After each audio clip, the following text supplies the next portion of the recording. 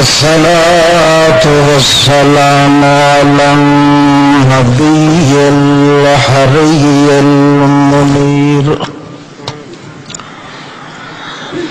ونشهد أن لا إله إلا الله وحده لا شريك له ونشهد أن من هو سند الوراء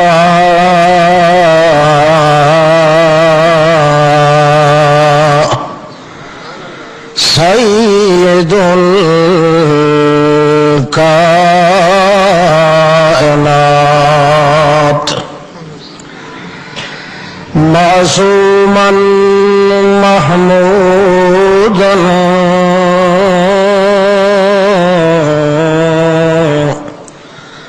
انور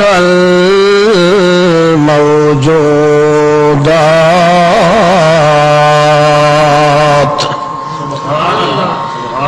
محمدا عبده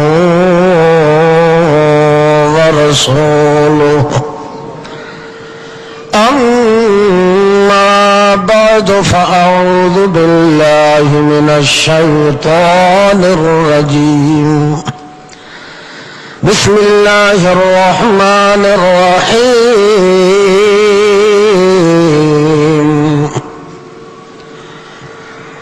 إذا ذكرت ربك في القرآن وحده ولوا على أدبارهم نفورا سبحان ربك رب العزة عما يصفون وسلام على المرسلين والحمد لله رب العالمين.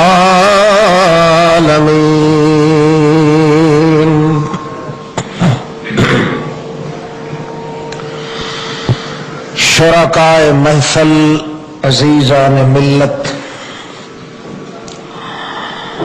بزرگوں اور عزیز بھائیوں، مسلمان ساتھیوں، السلام علیکم.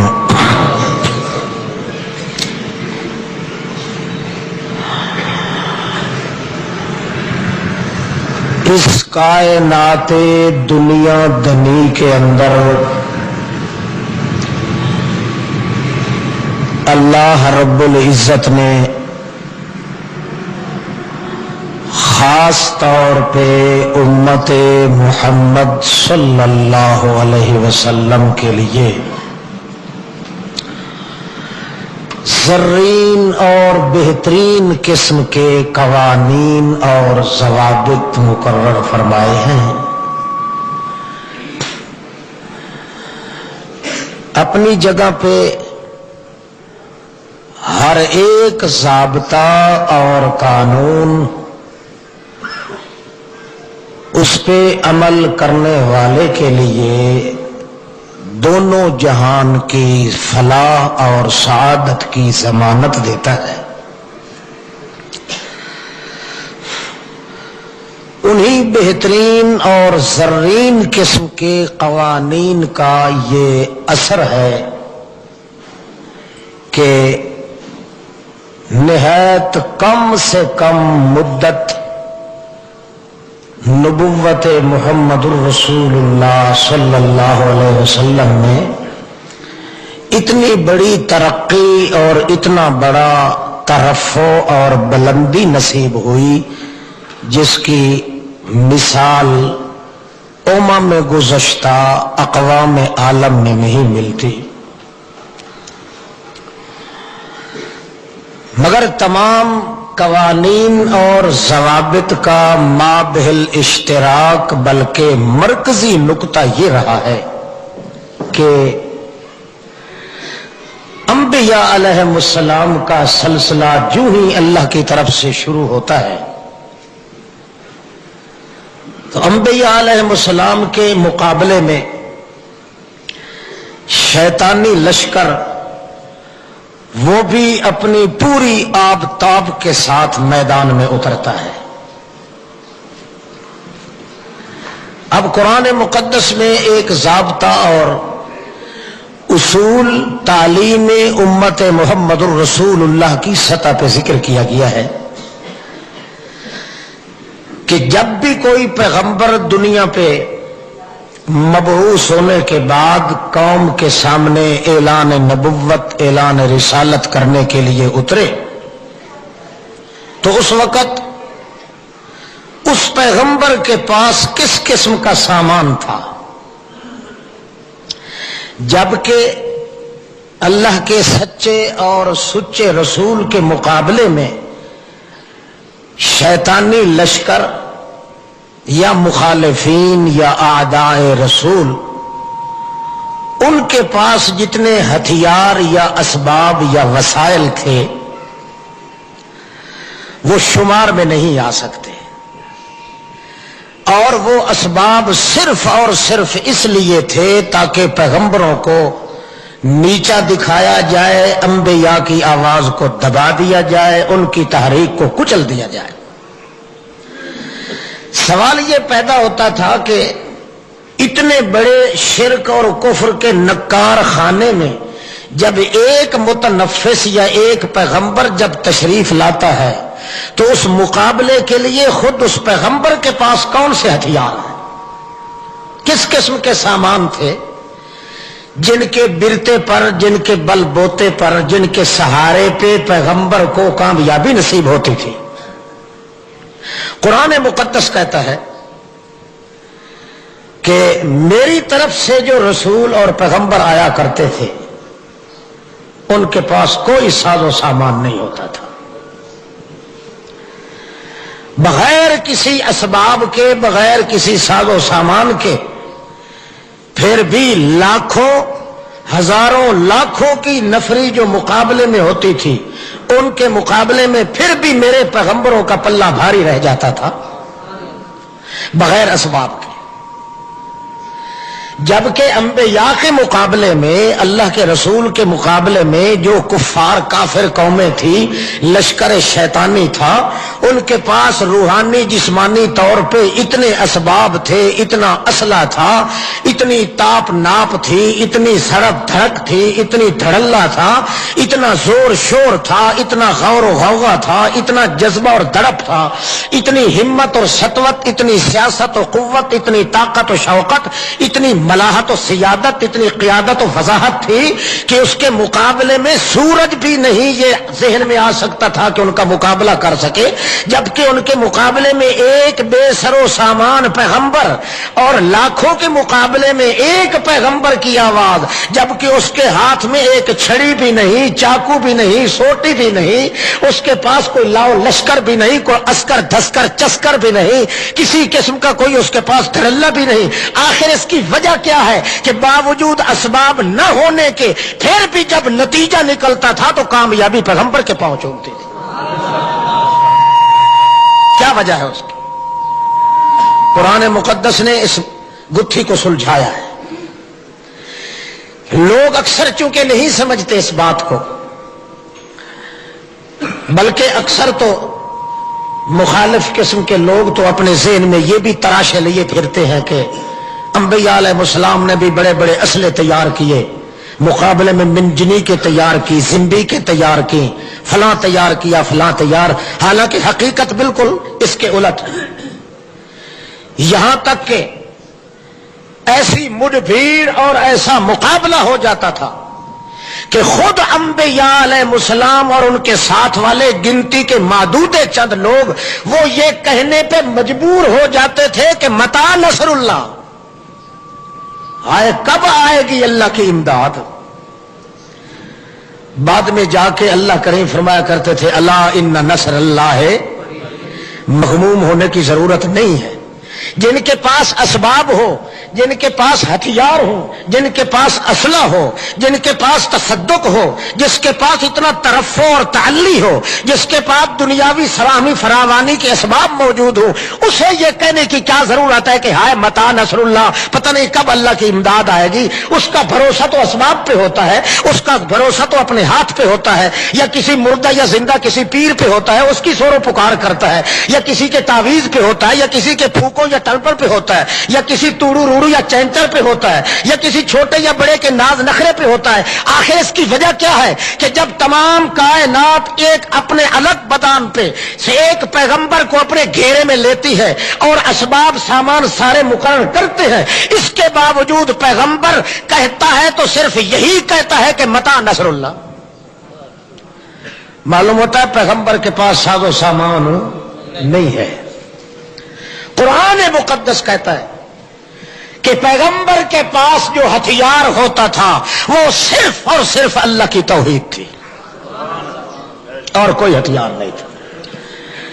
جب بھی کہیں ایسا پھساؤ آیا، جب بھی کہیں پیغمبر پہ یا آپ کے جماعتیوں پہ کہیں کوئی آزمائش کی گھڑی آئی، کہیں بھی کوئی ایسا لمحہ آیا، ایسا ترہ آیا، ایسا طرفہ آیا، اللہ کے پیغمبر نے جس طرح کوئی رسی کو کھینچتا ہے، حرکت آتی ہے تو پہنچنے والے پہنچ جاتے ہیں۔ انبیاء علیہ السلام کے پاس سوائے اس توحید کے اور کوئی اسلحہ نہیں ہوتا تھا۔ جب بھی کوئی آڑا وقت آتا، جب بھی کوئی خوشی ہوتی یا غمی ہوتی، خوشی اور غمی دونوں حالتوں میں پیغمبر کے ہاتھ میں توحید کی رسی ہوتی تھی۔ جب بھی ہلاتے تھے، اللہ نے کو وعدہ کر رکھا تھا رسی کو ہلانا تیرا کام ہے اور جھولیاں بھر کے اپنے دام محبت میں لگانا میرا کام ہے۔ ہر لمحے پہ یہی ہوا، سوائے اللہ کے ذکر کے، اللہ کی توحید کے اور کوئی اسباب پیغمبروں کے پاس نہیں ہوتے تھے۔ آج کل تو دور خیر ویسے اسلحے کا ہے، بلکہ اسلحے سے آگے لوگ ڈھسلے پر بھی نکل چکے ہیں، ڈھسلے پہ آگے پھر اور مسئلے پیدا ہو گئے۔ حقیقت یہ ہے کہ انبیاء علیہ السلام کے بالمقابل جتنی کائنات و مخلوقات کا بھرمار ہوئی ہے، یا جتنے بھی مڈ بھیڑ ہوئی ہے، جتنے جم غفیر ہوئے ہیں، مخالفت کی گھنگور گھٹا چھا جاتی رہی ہے، اور حتیٰ کہ گھٹا ٹوپ چھا جاتی رہی ہے، ظلمت قدوں کے اندر پورا ہڑبوک برپا ہو جاتا ہے، پوری کائنات میں ہل ہل زل زل مچ جاتی ہے، مگر اس کے باوجود پیغمبر کے وجود میں نکلتے ہیں لفظ تو صرف یہی ہے، الا بذکر اللہ تطمئن القلوب۔ وہ ذکر اور وہ توحید موجود ہے جس کی رسی ہلانے سے پیغمبر کے وجود میں سکھ اور چین بھی آ جاتا ہے، اور اللہ کی طرف سے اطمینان اور سکون کے پلندے بھی آ جاتے ہیں۔ آپ دیکھیے موسیٰ علیہ السلام کو اللہ کریم فرماتے ہیں کہ اسر بعبادی لیلا، رات کو اپنی برادری کے لوگ، اپنی قوم کو تقریباً 80,000 کے لگ بھگ اس نفری کو لے کے چلے جاؤ میرے پیغمبر، کوچ کر جاؤ، مصر چھوڑ جاؤ۔ اب حکم کون دے رہا ہے؟ اللہ کے حکم پہ عمل کرنا بھی تو عبادت ہے، یہ بھی تو ذکر الہی کی ایک صورت ہے۔ وہ چل پڑتے ہیں، حتیٰ کہ چلتے چلتے اچانک آگے سے دریائے کلزم آ جاتا ہے، جو ہی دھچکا لگتا ہے کھڑے ہوتے ہیں، پیچھے مڑ کے برادری دیکھتی ہے تو فرعون کی فوجیں بھی سر پر چڑھی ہوئی۔ اس وقت کہنے لگے انا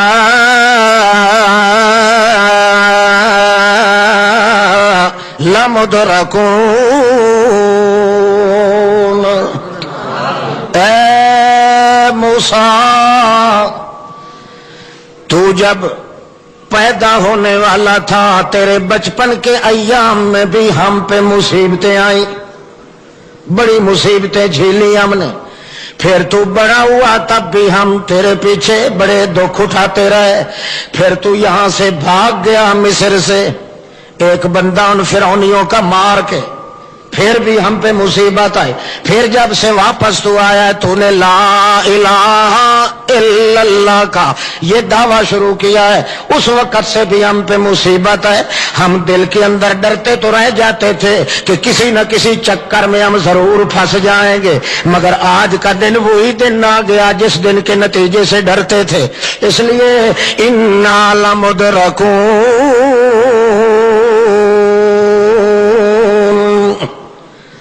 آج ہم بچنے والے نہیں۔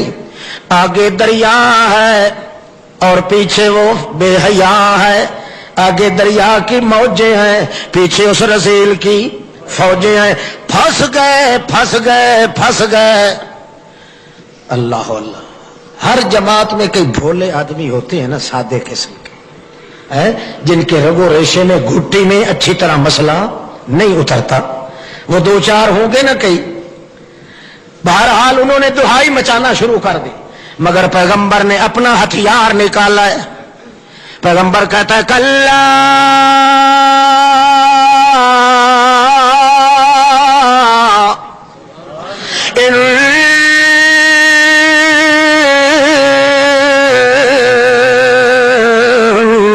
معي ربي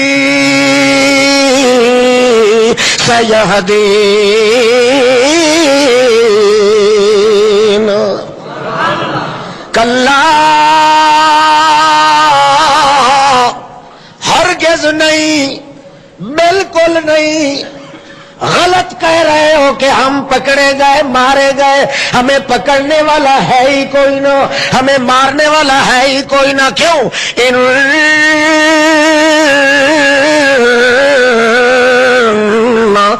معی ربی، میرے ساتھ تو کون ہے؟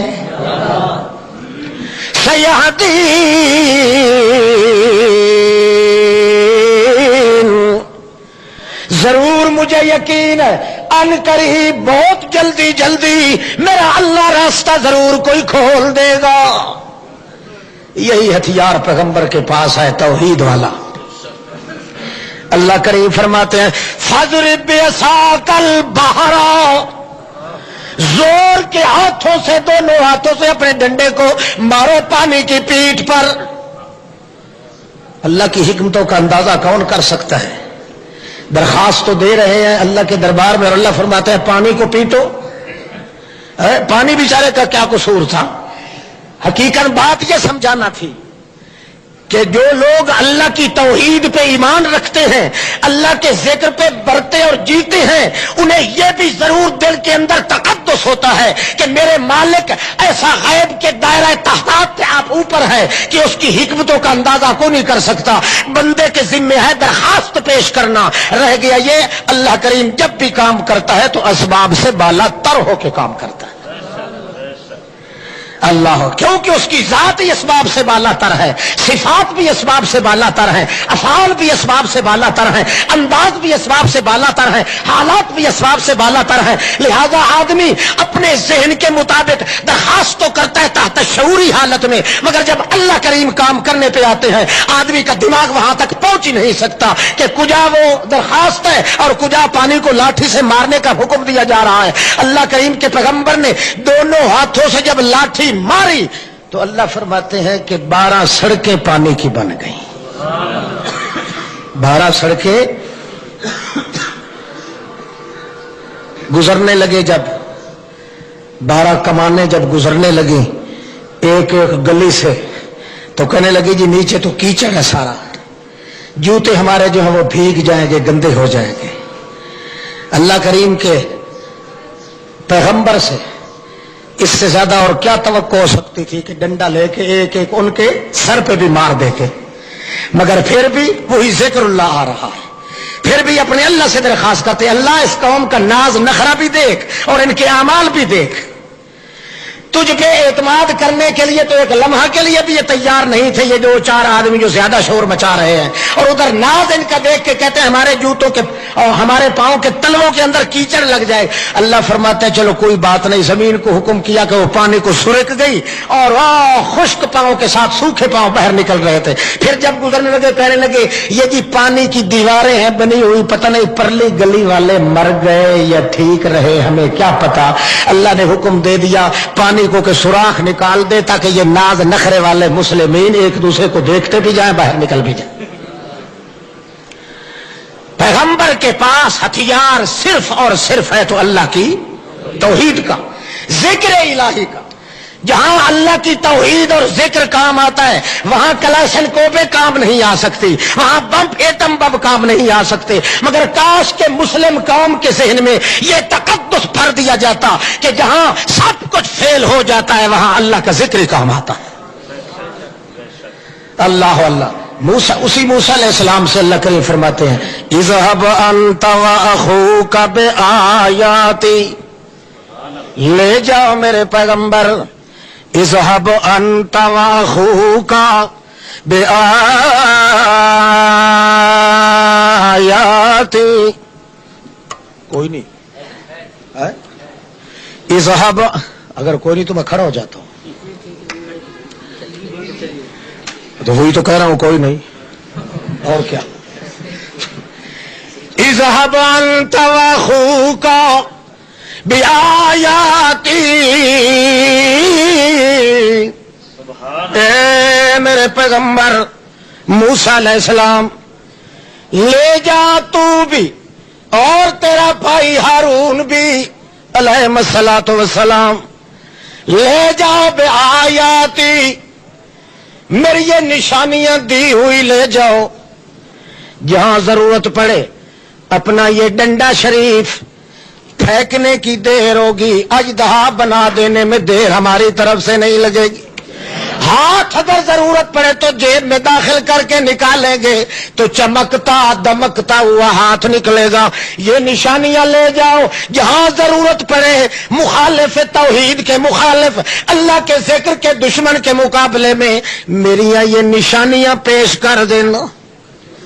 جب وہ چل رہے ہیں اللہ فرماتے ہیں بات سن کے جاؤ, کام تو آئے گی میری دی ہوئی نشانیاں, مگر خیال کرنا ولا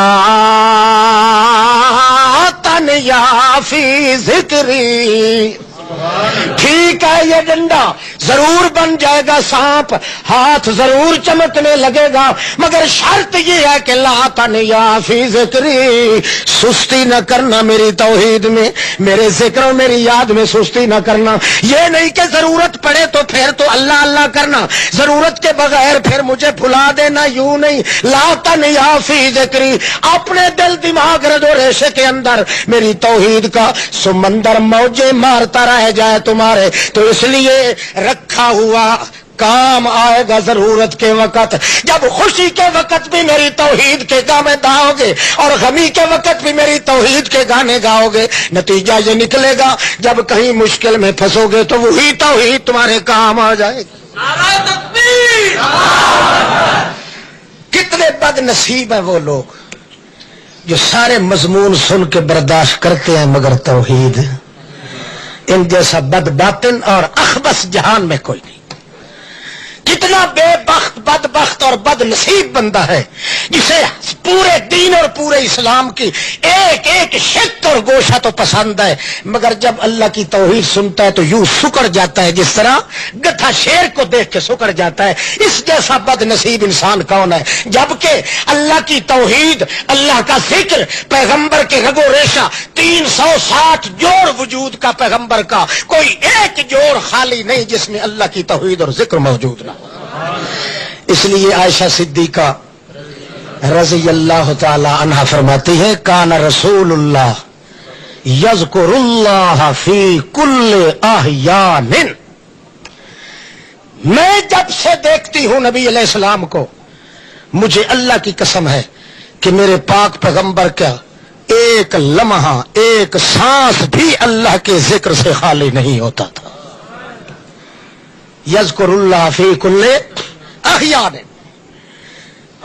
نبی علیہ السلام نے فرمایا تھا اذکر اللہ حتی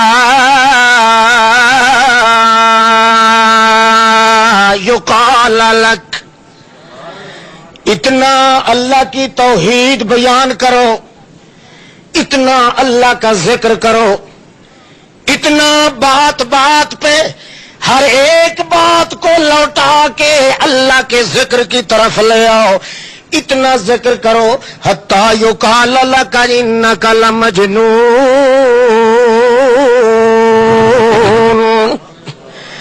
اتنا ذکر کرو توحید کو کہ الو کے چرخے لوگ، فرعون لوگ، اندر کے پلیت لوگ، نجس لوگ، اللہ کی توحید کے دشمن لوگ، اللہ پاک کی تقدس جلال جبروت کے دشمن لوگ جب دیکھیں تمہیں اتنا ذکر کرو اللہ کا کہ وہ بے ساختہ بول اٹھے کہ انک لمجنون،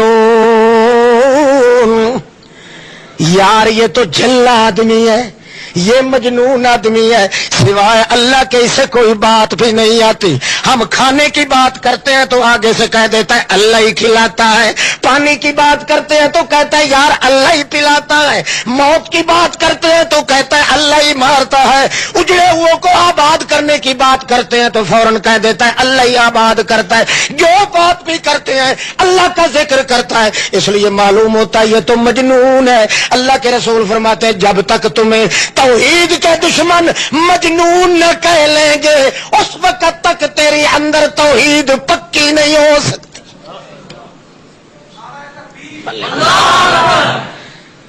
آج بھی لوگ اسی طرح کہتے ہیں، دو چار دفعہ آپ ایک ہی مسئلے کو دہرا دینا توحید کو تو پڑوس والے کیا کہیں گے، چھوڑو اس کا خیال چھوڑو، یہ تو ہے جھلا، مجنون ہے، پاگل ہے، اس کے دماغ ٹھیک نہیں ہے۔ اللہ، اور یہی بات اتنا ذکر کیا اللہ کی توحید کا، اتنا بار بار دہرایا اللہ کے پیغمبروں نے کہ فرعون جب مقابلے کی تاب نہ لا سکا تو اس نے یہی لفظ فرمایا، حضرت خدا نے، دنیا کا جو خدا بنا ہوا تھا اس نے یہی کچھ کہا، کیا کہا، ان رسولکم الذی ارسل الیکم لمجنون، او میرے درباریوں، یہ جو باتیں کر رہا ہے موسیٰ علیہ السلام، ویسے تو مقابلے کی تاب نہ لا سکا، اب کیا کہتا ہے، دیکھتے نہیں ہو کتنے گھنٹے ہو گئے یہ میرے دربار میں آیا ہے، بات پہ بات، بات پہ بات، مگر جو بات کرتے ہیں فوراً اللہ کی طرف لے جاتا ہے۔ ان رسولکم الذی ارسل الیکم، او لوگو، یہ جو موسیٰ ہے، یہ جو کہتا ہے کہ میں اللہ کا رسول ہوں، مجھ سے پوچھو، میں آخر تجربے کار ہوں، پرانا خراٹ ہوں، تمہارا خدا ہوں، میں بہت بڑا اونچا بھڑوا ہوں، میرے جیسا کوئی نہیں، میں تمہیں کہہ رہا ہوں کہ ان رسولکم الذی ارسل الیکم لمجنون،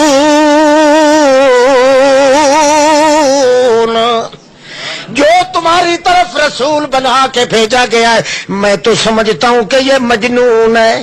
کون ہے مجنون؟ کیوں مجنون ہے؟ یہ جھلا ہے، ہر بات کو کس کی طرف لے جاتا ہے، کہتا ہے ذرہ ذرہ کائنات کے پردوں میں دیکھنے والا بھی کون ہے، آوازیں سننے والا بھی کون ہے، نظر نیاز کا مالک بھی کون ہے، اجڑوں کو بسانے والا بھی کون ہے، رونے والوں کو ہنسانے والا بھی کون ہے، زندوں کو مارنے والا بھی کون ہے، یتیموں کے سر پہ تاج نبوت چھکانے والا بھی کون ہے۔ جو بات کی جاتی ہے ہر بات کو اپنے اللہ کی طرف لے جاتا ہے، اور ہماری محفل میں، ہماری عدالت میں جو بات بات پہ اللہ کا نام لے ہم اس کو مجنون کہتے ہیں۔ مجنون معلوم ہوا جب تک بندہ اللہ کی توحید میں مجنون نہ ہو جائے اس وقت تک ایماندار بھی ہے۔ تم کہتے ہو مولوی جی کبھی تو کوئی دوسرا مسئلہ ہی بیان کرا کرو، ہمیشہ ہی توحید والا پھڈا ہی سٹے ہوئے نے ساڈے گل چ، کدے ولیاں دی تعریف، کدے نبیاں دی، کدے پیرا پیغمبراں دی، کدے کسے دی۔ اللہ فرماتے ہیں نہیں، یہ پہلے مجنون بنو میری توحید کے اندر، جب تک دشمن توحید کا تمہیں مجنون نہ کہہ لے گا اس وقت تک تم ایماندار بھی نہیں ہو سکتے، اور اس وقت تک تمہارے دل کا رگ و ریشہ اور تمہارے اندر کا نہان خانہ میری وحدت کے جلوے سے روشن بھی نہیں ہو سکے گا۔ ضروری ہے کہ اتنا توحید پہ عمل کرو، اتنا ذکر کرو اپنی زبان سے اپنے اللہ کا کہ بولنے والا بے ساختہ ہو کے بول اٹھے کہ یہ مجنون ہے، اور کہے صرف اسی لیے کہ ہم بات دنیا کی کرتے ہیں اور یہ لے جاتا ہے اللہ کی طرف کھینچ کے۔ اس لیے وہ کہتا تھا ان رسولکم الذی ارسل الیکم، وہ رسول، یہ تمہارا رسول جو تم کہتے ہو کہ ہماری طرف اللہ کا رسول بنا کے بھیجا گیا ہے، لمجنون، یہ مجنون ہے۔ موسیٰ علیہ السلام نے سنا، موسیٰ علیہ السلام بھی دربار پہ کھڑا تھا، موسیٰ علیہ السلام نے جلتی پہ اور تیل ڈال دیا۔ پہلے ہی وہ کیا کہہ رہا تھا کہ یہ مجنون ہے، بات بات کو اللہ کی طرف لے کے جاتا ہے، کہتا ہے مشکل کشا بھی وہی ہے، حاجت روا بھی وہی ہے، حاضر ناظر بھی وہی ہے، غائب دان بھی، برکت بھی اسی کے نام کے اندر ہے اور کسی کے نام کے اندر نہیں ہے، اور نہ کوئی اللہ کے بغیر، اللہ کی ذات و صفات کے بغیر نہ کوئی تعویذ فائدہ دیتا ہے، نہ کوئی ٹونا فائدہ دیتا ہے، نہ کوئی پھوکا فائدہ دیتا ہے، نہ کوئی مردہ نہ کوئی زندہ، سب کچھ جو کچھ ہے میرا اللہ ہے۔ یہ جو بار بار اللہ اللہ اللہ کا ورد پکا رہا ہے یہ ہے مجنون۔ جب اس نے کہا نا مجنون، اب موسیٰ علیہ السلام کو تو چاہیے تھا کہ وہ تھوڑا سا صبر کرتے کہ کسی طرح یہ بےہودہ آدمی مجھے مجنون کا لقب دینے سے باز آ جائے۔ کمال یہ ہے جلتی پہ تیل ڈال دیا موسیٰ علیہ السلام نے۔ الٹا کیا کہتے ہیں؟ قال رب المشرق والمغرب، وہ تو یہ کہہ رہا ہے ان رسولکم الذی ارسل الیکم لمجنون،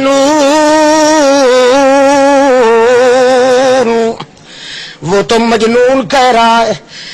جس وجہ سے مجنون کہہ رہا ہے موسیٰ علیہ السلام کو، وہ یہی وجہ ہے کہ اللہ کی توحید کے بغیر اور کوئی بات اس کو آتی بھی نہیں۔ مگر پھر وہی موسیٰ علیہ السلام آگے کہتے ہیں رب المشرق والمغرب وما بینہما ان کنتم تعقلون، رب المشرق والمغرب۔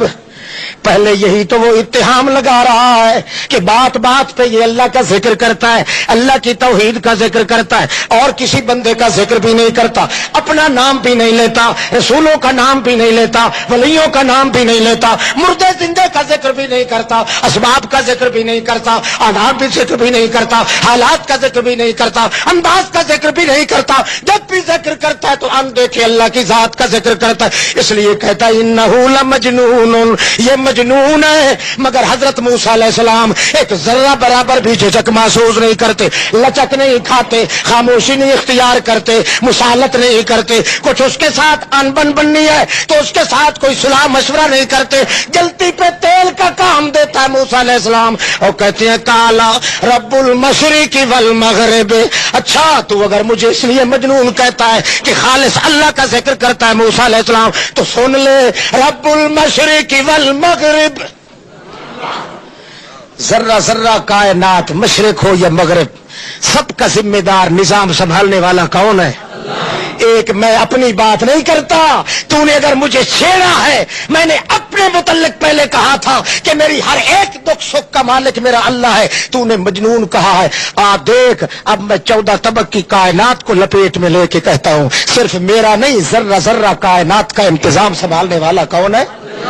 مگر تمہیں پتہ نہیں، ان کنتم تعقلون، مگر تمہارے اندر عقل کوئی نہیں، گدھے ہو نرے۔ مشرک ہوتا گدھے سے بھی بدتر ہے، اس لیے تو ہم کہا کرتے ہیں جس میں عقل نہ ہو نہ اسے پیدا ہونے کی ضرورت ہو۔ اور جو بے وقوفوں کا سردار دیکھیں گے آپ، وہی ہوگا جس کو اللہ کی توحید سے عناد اور بغض ہوگی۔ سب سے زیادہ دانا اور صاحب بصیرت وہی بندہ ہوگا جس کے پاس اللہ کی توحید کا جلوہ موجود ہوگا۔ اللہ اللہ۔ اچھا تھوڑا سا آگے چلیں، ایک گلی اور موڑ مڑتے ہیں نا، پھر ادھر آئیں گے مشرکین کی طرف۔ سب سے بڑا ہتھیار اور بڑا خوش نصیب انسان ہے بھائیو جس کے وجود کے رگ و ریشے میں جوڑ جوڑ میں اللہ کی توحید کا ذکر موجود ہے، گامزن ہے۔ اسی لیے اللہ فرماتے ہیں الا بذکر اللہ تطمئن القلوب۔ تب اللہ فرمایا اذا ذکرت ربک فی القرآن، جب بھی آپ میرے پیغمبر، جب بھی آپ ذکرتا، اذا کا لفظ وہاں آتا ہے جہاں کام کا واقعہ ہونا یقینی ہو اور بار بار یقینی ہو۔ اللہ فرماتے ہیں اذا ذکرت ربک فی القرآن، اے میرے پیغمبر جب بھی آپ اکیلے اللہ کا ذکر کرتے ہیں قرآن میں، وہ آیات پڑھتے ہیں جن آیات میں اکیلے اللہ کی ذات، اکیلے اللہ کی افعال، اکیلے اللہ کی صفات کا ذکر ہوتا ہے، تو آپ دیکھتے ہیں واللہ علی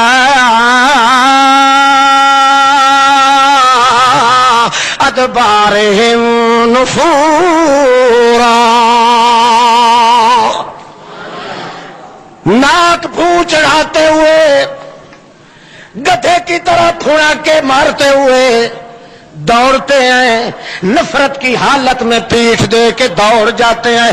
اذا ذکرت ربک فی القرآن وحدہ، اکیلے اللہ کا ذکر جب ہو جائے، اکیلے اللہ کے نام کی آیات پڑھتے ہیں آپ، اور آپ کہتے ہیں ان تدعوہم لا یسمعوا دعاءکم ولو سمعوا ما استجابوا لکم ویوم القیامۃ یکفرون بشرککم ولا نبئک مثل خبیر۔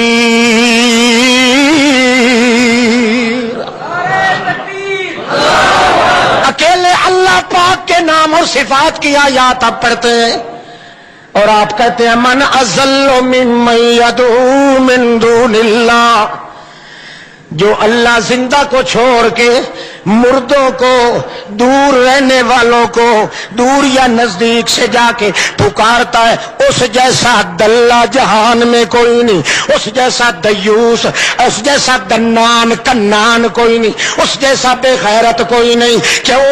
وَهُمْ عَنْ دُعَائِهِمْ غَافِلُونَ۔ قیامت تک کوئی بلاتا رہے، قیامت تک کوئی بلاتا رہے، بلانے والے تو مر جائیں گے مگر جن کو بلایا جا رہا ہے انہیں پتہ ستا۔ اس لیے تو وہ کہتے ہیں کہ یہ مجنون ہے۔ کیا مطلب؟ نہ کسی پیر کی مانتا ہے، نہ بزرگ کی مانتا ہے، نہ پیروں فقیروں کی مانتا ہے، نہ چنچڑوں کی مانتا ہے، نہ توڑو روڑو کی مانتا ہے، نہ حضرت گھمکول شریف کی مانتا ہے، نہ بابے گڑبڑ شاہ کی مانتا ہے، نہ بابے تن تن کی مانتا ہے، نہ بابے چن چن کی مانتا ہے، کسی کی مانتا ہی نہیں ہے۔ اس لیے مجنون کہتے ہیں۔ کیوں؟ اللہ پاک کی بات جتنا اس کے دل کے اندر گہرائیوں میں آ چکی ہے، خداوند قدوس کی توحید کے علاوہ معلوم ہوتا ہے اس کا رشتہ کسی سے کوئی نہیں ہے، تمام رشتے کاٹ دیے گئے ہیں، ایک رشتہ دل کے اندر ہے تو لا الہ الا اللہ کے ساتھ جڑا ہوا۔ اب وہ کہتے ہیں یہ جو ہے یہ مجنون ہے۔ اذا کا ذکرت ربک فی القرآن وحدہ ولوا علی ادبارہم نفورا، نفرت کی نظر سے دوڑ جاتے ہیں، بھاگ جاتے ہیں، اپنے کانوں میں انگلیاں ٹھوک کے چلتے ہیں کہ کہیں اس کی آواز نہ پڑ جائے ہمارے کانوں پہ۔ بلکہ کئی مولوی تو کہتے ہیں یہ جو مولوی آ رہا ہے نا، اس کی آواز نہ سنو، کسی کے کان پہ آواز پڑ گئی تو اس کا نکاح بھی ٹوٹ جائے گا۔ نکاح بھی ہم تو کہتے ہیں اللہ کرے آپ ایسا ہی سمجھیں تاکہ آپ کے ٹوٹتے جائیں اور ہمارے ساتھی، آپ تو کہتے ہیں ٹھیک ایسے ہی ہو، مگر یہ نقصان تم اپنا خود ہی کر رہے، دنیا کا بھی نقصان، دین کا بھی نقصان۔ سب سے بہترین ہتھیار اور اسلحہ وہ اللہ کی توحید ہے۔ ظفر آدمی اس کو نہ جانیے گا ہو وہ کیسا ہی صاحب فہم و ذکا، جسے عیش میں یاد خدا نہ رہی، جسے تیش میں خوف خدا نہ رہا۔ آہا، ایماندار آدمی، مسلم اور مخلص مومن آدمی، جس کو یہ مشرک مجنون کہتے ہیں، اس مجنون کا تیا پاچا، مجنون کا آگا پیچھا، مجنون کا ساون بدل، مجنون کا مشرق و مغرب، مجنون کا شمال و جنوب، مجنون کا تحت و خلف، مجنون کا اوت و قدام، مجنون کا آگے پیچھے، جو کچھ بھی ہوتا ہے اوڑھنا بچھوڑنا، وہ یہی اللہ کی توحید ہے۔ اس لیے اللہ فرماتے ہیں سارے سامان نہ ہونے کے باوجود اللہ پھر بھی غالب رہتا ہے، تو اسی توحیدی آدمی کا رہتا ہے، بشرطے کہ توحید خالص ہو۔ توحید، ہاں، یہ نہیں کہ جب تھوڑا سا دھسکا ملے تکلیف کا تو جائے حضرت جی ایک تعویذ بنا کے دے ہے، یہی کر کے جایا کہ جی اللہ اللہ کر کے دے۔ زندہ کو چھوڑ کے کئی تو بیچارے مردوں کی قبر پہ جا کے کہتے ہیں اے بابا جی لیلا ککڑ تے دے دے پتر۔ توحید ایسی ہو جس میں اللہ کے ذکر اور توحید کو داغ نہ لگا ہوا ہو، عیب نہ لگا ہوا ہو۔ تجربہ کر کے دیکھ لو، اللہ کے کاموں کا تجربہ نہیں کرنا چاہیے، مگر دلاویزی کے طور پہ بندے کو چیلنج ہے اللہ کی طرف سے کہ تو خالص توحیدی اپنا بن کے دکھا۔ تیرے رگ و ریشہ کے اندر اللہ کی توحید اور ذکر کے دریا موجے مار رہے ہو، پھر تمہیں اسلحہ کی ضرورت نہیں۔ جو کام تیری کلاشن کوپ کرے گی وہ تیری نیند کام کر جائے گی، تو نیند کے اندر پڑا رہے گا، پہرے میں خود دیتا رہوں گا تیرے وجود۔ شرط یہ ہے کہ توحید خالص ہو، ہے کچی پکی اور فالج والی توحید نہ ہو، ایک پاسا کسی طرف ہو دوسرا پاسا کسی طرف۔ اللہ کریم نے قرآن مقدس میں یہی اصول پیش کیا۔ انداز لگائیے، حضرت ابوبکر صدیق کہتے ہیں یا رسول اللہ، میں مشرکین کے پاؤں دیکھ رہا ہوں، غار پہ پہنچ گئے ہیں، آپ کا سر مقدس میری گود میں ہے، اور میں یہ سمجھ رہا ہوں کہ اگر وہ نیچے اپنے پاؤں کی طرف دیکھیں تو یقیناً ہم انہیں نظر آ جائیں گے، میں تو بعد میں نظر آؤں گا مگر آپ کا سر مبارک پہلے نظر آ جائے گا۔ مشرکین مکہ تو غار کے بوہے پہ دروازے پہ پہنچ چکے ہیں۔ لو ابصروا الی اقدامہم لابصروا کا، اگر وہ اپنے پاؤں کی طرف دیکھے، نیچے دیکھنے لگے تو یقیناً آپ کا وجود نظر آ جائے گا۔ مجھے تو آپ کے وجود کا غم کھائے جا رہا ہے یاد رسول اللہ۔ نبی کر فرماتے لا تحزن ان اللہ معنا، لا تحزن ان اللہ معنا، تیرے اور میرے دونوں کے کٹھے کون ہے؟ وہاں موسیٰ علیہ السلام اپنے آپ کو اکیلا سمجھ رہا تھا، کیونکہ آس پاس والے لوگ تو دہائی مچا رہے تھے، انا لمدرکون، ہائے ہائے میں ہم تو پکڑے گئے۔ اس لیے موسیٰ نے یوں نہیں کہا تھا کلا انا معی و معکم ربی، وہاں فرمایا تھا کلا انا معی ربی، میرے کٹھے میرا رب ہے، وہاں اپنا ذکر کیا تھا۔ یہاں صدیق بھی چونکہ ایماندار تھا، محمد الرسول اللہ بھی مصدق و صدیق کا استاد تھا، اس لیے جب غم کا اظہار کرتے ہیں تو اللہ کریم کے پیغمبر وہی ہتھیار نکالتے ہیں، کہتے ہیں لا تحزن ان اللہ معنا، گھبراؤ نہیں میرے پیارے، جس طرح میرے ساتھ میرا رب ہے تیرے ساتھ بھی میرا رب ہے۔ پہلے کی رکھی ہوئی توحید دل میں، وہ آڑے وقت میں وہی توحید کام آتی ہے، خوشی کے اندر بھی اللہ کی توحید۔ اس لیے تعریف کرتے ہیں اللہ پاک صحابہ کرام کی، لا تطرد الذین لا تطرد الذین یدعون ربهم بالغداۃ والعشی یریدون وجہہ۔ اے میرے پاک پیغمبر، لا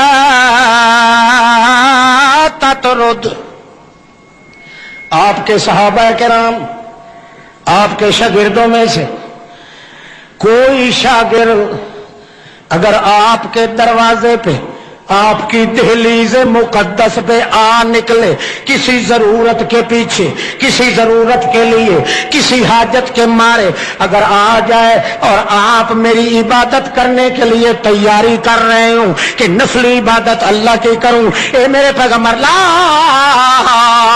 تطرد، آپ یہ سمجھ کر کہ میں اللہ کی عبادت کر رہا ہوں اس لیے ان کو آپ یہ کہہ دے کہ فی الحال میں فارغ نہیں ہوں چلے جاؤ، یا ماتھے پہ سلوٹ بدل کے کہے چلے جاؤ، یا اپنے ہونٹوں سے کہہ دے کے چلے جاؤ، یا اپنے ہاتھ سے کہے کہ چلے جاؤ، یوں نہ کرنا، یوں نہ کرنا، یوں نہ کر، میری عبادت کرنے کا ارادہ ہے وہ بھی چھوڑ دی جا سکتی ہے، کام کر کے کام کاج کرنے کا ارادہ ہے وہ بھی چھوڑ سکتے ہیں، آپ اپنی مصروفیت بھی چھوڑ سکتے ہیں، پر آپ کے دروازے پہ آنے والے تیرے دیوانے ان کو جھڑک چھٹک کر واپس کرنے کی اجازت نہیں ہے۔ کیوں الذین یدعون ربهم بالغداۃ والعشی یریدون وجہہ، ان کی مجھے یہ ادا پسند ہے، چاہے ضرورت ہو یا نہ ہو، چاہے ان کو صبح ہو یا شام ہو، کوئی لمحہ ایسا نہیں گزرتا رات دن کا جس میں یہ مجھے پکار نہ رہے ہوں۔ یدعون ربهم بالغداۃ والعشی یریدون وجہہ، مطلب ان کا پورا ہو جائے تب بھی مجھے بلاتے ہیں، نہ پورا ہو تب بھی مجھے بلاتے ہیں، بھوک ہو تب بھی بلاتے ہیں، سیر ہو جائے تب بھی بلاتے ہیں، بیٹا مل جائے تب بھی بلاتے ہیں، نہ ملے تب بھی بلاتے ہیں، 80 سال تک میں ان کو جواب نہ دوں تب بھی مجھے بلاتے ہیں، جواب دے دوں تب بھی مجھے، یہ ان کی ادا مجھے یہ پسند ہے، ان کے 360 جوڑ وجود کا ایک ایک جوڑ میں میری توحید رچ چکی ہے، میرا پکارنا رچ چکا ہے، میرا ذکر رچ چکا ہے، اس لیے اس محبت کی وجہ سے میں آپ کو اجازت نہیں دیتا کہ آئے ہو کا دل توڑ دے، میری عبادت کرنا چھوڑ دے، پر ان کا دل توڑنے کی اجازت نہیں ہے۔ اللہ جانتا ہے آپ آج سے یہ تصور جما لیں کہ زندگی گزارنے کے لیے یہی ہتھیار قابو رکھیں، لا الہ، بندہ ساری جماعتوں کو چھوڑ دے، تمام فرقوں کو چھوڑ دے، تمام پیسے چھوڑ دے، تمام خیال چھوڑ دے، تمام تصور چھوڑ دے، تمام تخیل چھوڑ دے، تمام گمان چھوڑ دے، سب سے زندگی کا محور، زندگی کا اصل مطلوب، زندگی کا اصل مقصد وہی جمائے جو اصحاب رسول نے جمایا، ایک لمحہ بھی نہ گزرے جس میں اللہ کی توحید اور ذکر سے خالی ہو بندہ۔ پھر آپ دیکھیں کہ نتیجہ کیا نکلتا ہے، بلے بلے۔ اب تھوڑا سا گلی پھرے،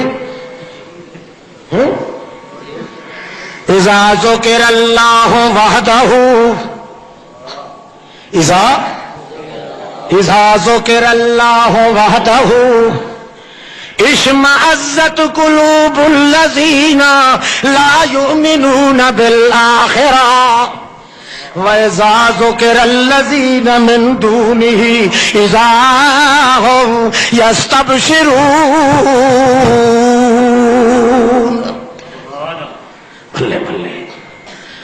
اب مشرکین کا ذکر کیا جا رہا ہے جن کے پاس ساری دنیا سے زیادہ اسباب ہوتے ہیں، مالداری بھی ہے، چھولداری بھی ہے، جلالداری بھی ہے، ثروت داری بھی ہے، حتیٰ کہ مادی طاقت کے علاوہ غیر اللہ کے نام کی سڑکیں، کنڈے، نیازیں، سور و پکار بھی۔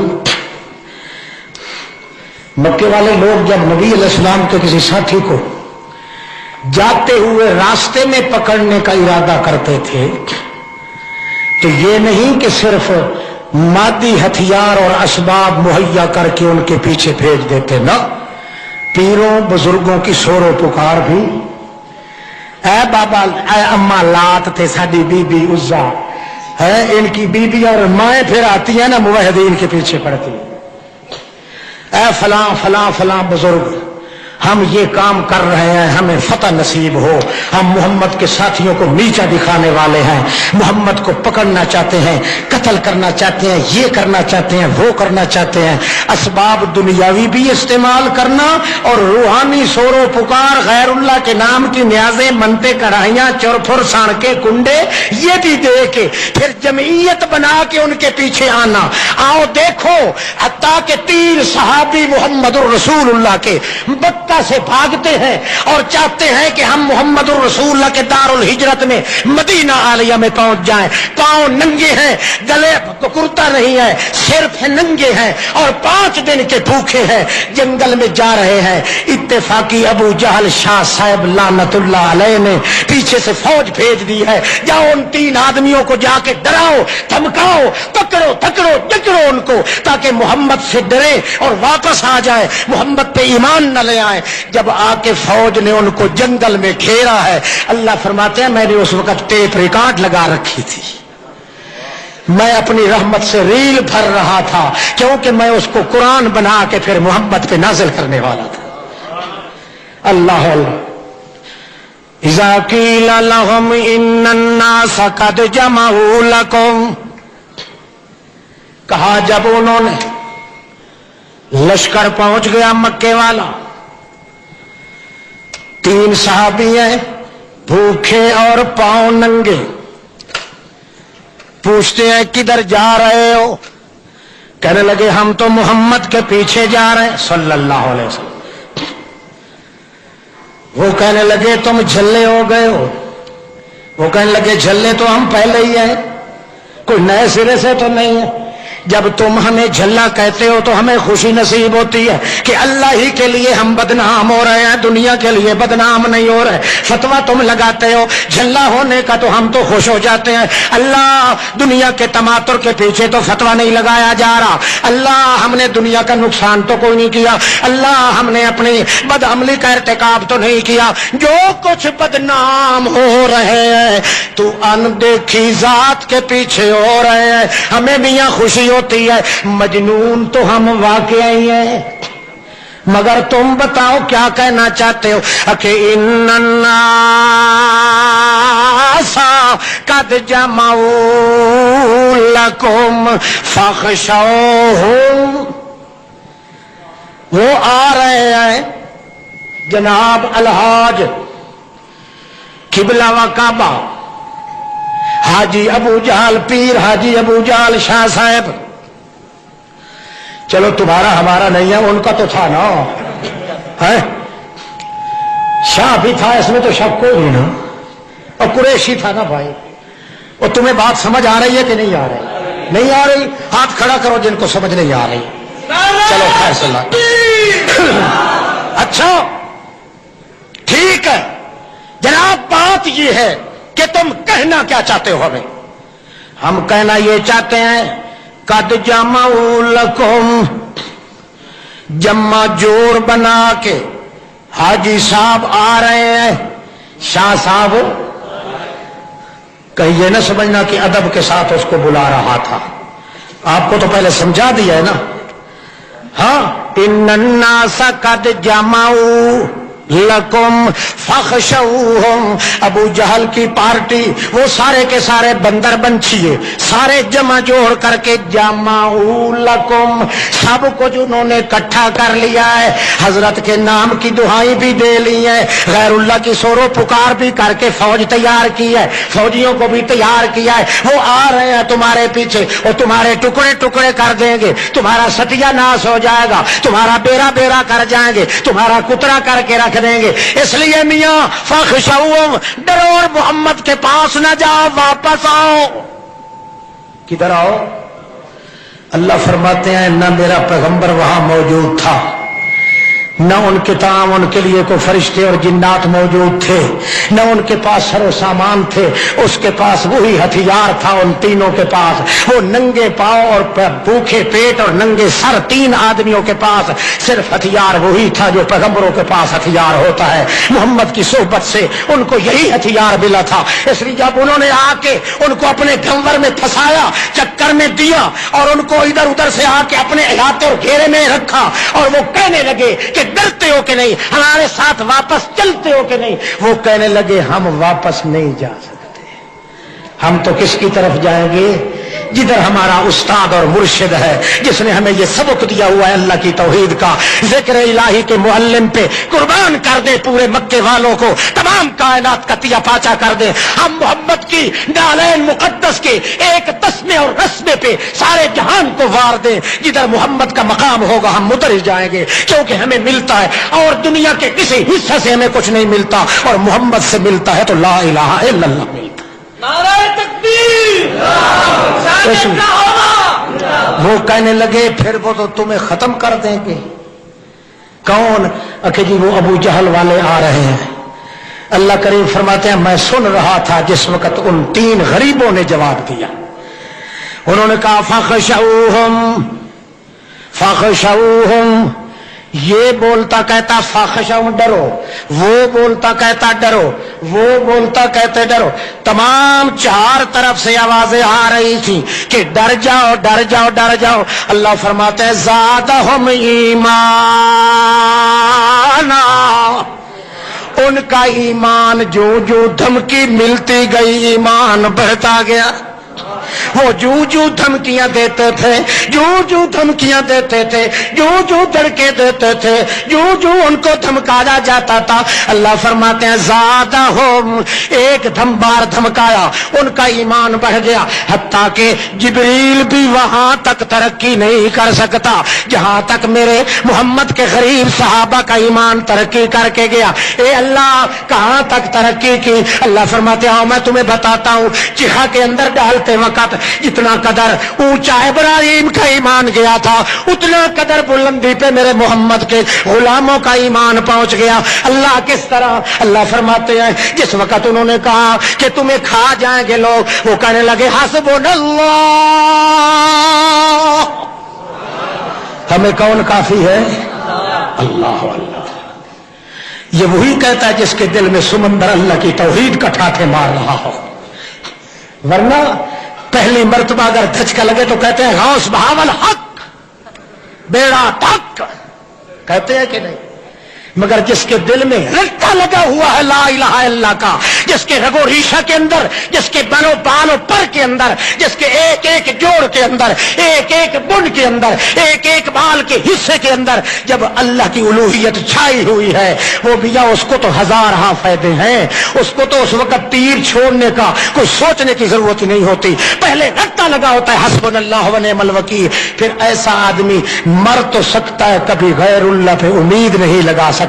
مر تو سکتا ہے کسی سے تعویذ نہیں لکھوا سکتا, مر تو سکتا ہے کسی کے اوپر امید رکھ کے پھوکے نہیں مروا سکتا, مر تو سکتا ہے مگر کسی غیر اللہ کے نام کی دعائی نہیں دے سکتا. کیوں؟ اس کا کوئی ایک جوڑ وجود کا اللہ کی توحید سے خالی جب نہیں ہوتا, جب ضرورت ہی نہیں ہوتی تو غیر اللہ کا بندہ بنتا بھی نہیں. اچھا, جب یاد کیا جاتا ہے اکیلے اللہ کو, اعزاز ہو کے اللہ, بولو اعزاز ہو کے اللہ ہو, جب یاد کیا جاتا ہے اکیلے اللہ کو, اللہ کی توحید, اللہ کا نام جب لیا جاتا ہے, اکیلے اللہ کا نام لیا جاتا ہے, اشمئزت قلوب, سڑ سڑ کے دل.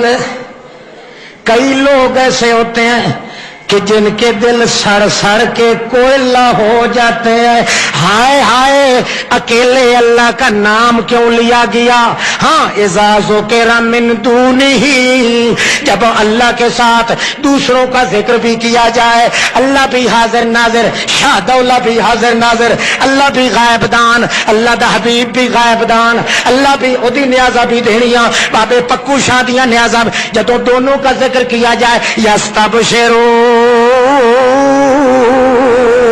ان کی باتیں کانوں کے ساتھ جا لگتی ہیں, اتنے خوش ہو جاتے ہیں, اپنے پیٹ کو پیٹنا لگ جاتے ہیں, خوشی خوشی سے اپنا سینہ کوٹتے ہیں, اتنے خوش ہو جاتے ہیں. مگر جب اکیلے اللہ کا نام ذکر کیا جائے, اشمئزت, اکیلے اللہ کا نام سن کر ان کے دل سڑ سڑ کے کوئلے ہو جاتے ہیں. کیا سمجھ آ رہی ہے جی؟ تو وہ کون ہوتے ہیں جن کا اکیلے اللہ کا نام سن کے جن کا دل سڑ جائے جل جائے کون ہوگا؟ مش اور بولو بشیر تیرے دند ہی کوئی تو بول ہی نہیں سکتا. کیا ہوگا وہ؟ مشرک. چلو مشرک کی کہو ہے.